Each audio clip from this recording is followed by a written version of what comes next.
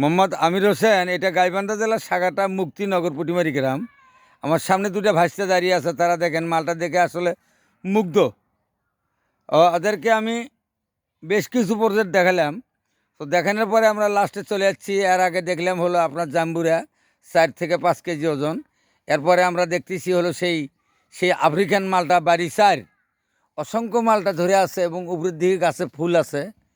তো আমি আস্তে আস্তে ঘুরে ঘুরে দেখাবো। তো বাবা, তুমি কোথা থেকে এসেছো বাবা? আব্বু, আমি রংপুর থেকে আসছি। রংপুর ক্যান্টনমেন্ট থেকে আসছি। রংপুর ক্যান্টনমেন্ট। কি জি নাম জি তোমার বাবা? আমার নাম হচ্ছে রাজীব। তো এখানে কি কি দেখলে বাবা? এখানে আমরা দেখলাম অনেক চাষাবাদি দেখলাম, এখানে টমেটো বাগান দেখলাম, তারপর হচ্ছে আলুর ক্ষেত দেখলাম, তারপরে আমরা এখানে এসে দেখলাম হচ্ছে জাম্বুরা, ভুট্টা, গাজর, ভুট্টা, ভুট্টা গাজর। ভুট্টা গাজর, মূলা, জি জি জি চারা, বিভিন্ন জাতের পেঁপের চারা। জি জি জি জি। তো আসলে দেখো তো বাবা, এরকম মালটা কেমন ধরে বাবা? মালটা তো অনেক ধরছে, এটা তো এরকম মালটা আমরা কখনো দেখিনি আগে। আচ্ছা, এর আগে যদি তোমরা আসতে তাহলে আমার মনে হয় যে এমন কোনো আসলে মালটা দেখা বড় কথা না, ভয় লাগতো মালটা দেখে। জি জি জি তো আসলে বাবা, তুমি তো বেড়ালের সাথে সাথে, জি। তো তো কেমন দেখলে বাবা মালটাগুলো? আসলে এই মালটাগুলো খুব সুন্দর। তো তুমি একটা মালটা ধরো তো বাবা, এদিকে একটা মালটা ধরো তো দেখি।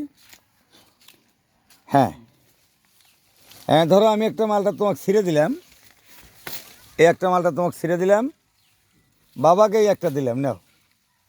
তো আসলে আসলে মালটাগুলো অনেক বড়। হ্যাঁ, ইচ্ছে থাকলে উপায় হয়। জি। তো আমি আর আগেও বলেছি যে আমার বাংলাদেশের আয়তনের সংখ্যা খুবই কম, বা বছরে বছরে ভাই ভাই তর্ক বাজে বাড়ি আর 3টে করে করা লাগে। আবার যে জমির মধ্যে বাড়ি করে আর ডানে বাঁয়ে জমিগুলো নষ্ট হয়ে যায়। এ ব্যাপারে আমার মন্ত্রণালয় থেকে যে বাড়ির পর বাড়ি হচ্ছে, গ্রামের পর গ্রাম হচ্ছে, আবাদি জমি কমে যাচ্ছে, কোনো মন্ত্রী এটা নিয়ে কোনো আসলে বাংলাদেশে আজও কথা বলে নাই যে যেখানে সেখানে বাড়ি করা যাবে না। তো আমি একজন কৃষক, উত্তরবঙ্গের একজন ভাইরাল কৃষক। আমার নাম আমির হোসেন। আমি বঙ্গবন্ধু পুরস্কারপ্রাপ্ত কৃষক। আপনারা আমাকে বিভিন্ন সোশ্যাল মিডিয়াতে দেখছেন। তো আজ আমার দুজন ভাতিজা, ওদের সামনে আমি আজকে একটা ভিডিও করলাম, বা ওদেরও ভিডিওটা নিলাম। তো বাবা আসলে কেমন লাগলো আমার ক্ষেত খেলাগুলো দেখে বাবা? না, আসলে খুব সুন্দর এটা। ওই যে আপনি যে গ্যান্ডারি আখটা দেখলেন, কত বড় দেখলেন ওইটা? দেখেন তো, ওটা অনেক বড়ই দেখলাম আসলে। ওটা কি কুশের না আসলে বাস? না, আমি তো প্রথম দেখছিলাম, মনে করছিলাম যে এটা বাস। বাসি বাসি হবে। তারপরে ভালো করে দেখলে কুশের। কুশের এটা। এটা 30 হাত লম্বা হয়। আর এই যে মালটাগুলো দেখছেন, গাছে না হলে 200 কেজি মালটা রয়েছে এখন পর্যন্ত। আজকে যেমন আমরা দুটো ছিললাম, এরকম আরও বন্ধুবান্ধব ছেলেবেলে আসে, তারাও শখ করে একটা ছিঁড়ে তাদেরকে খাওয়াই।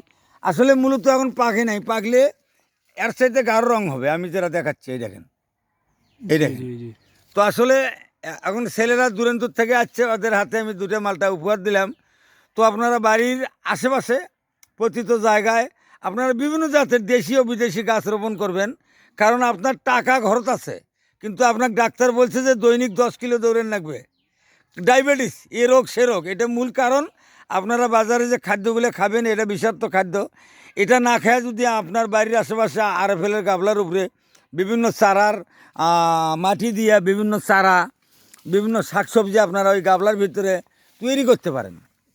তৈরি করে আপনারা নিজেরাও খাবেন, সুস্থ থাকবেন, আপনারাও সুস্থ থাকবেন, আপনার পরিবার সুস্থ থাকবে। অল্প জায়গা বেশি আয়, এটা আমার মাননীয় প্রধানমন্ত্রীর স্লোগান। আমি এই দিয়ে আমার ভিডিওটি, এই যে আমি কমলা দেখাচ্ছি, দেখেন এই যে কমলা, এই যে কমলা, এই যে কমলা। আমি এই মুহূর্তে ভিডিওটা শেষ করলাম। আসসালামু আলাইকুম।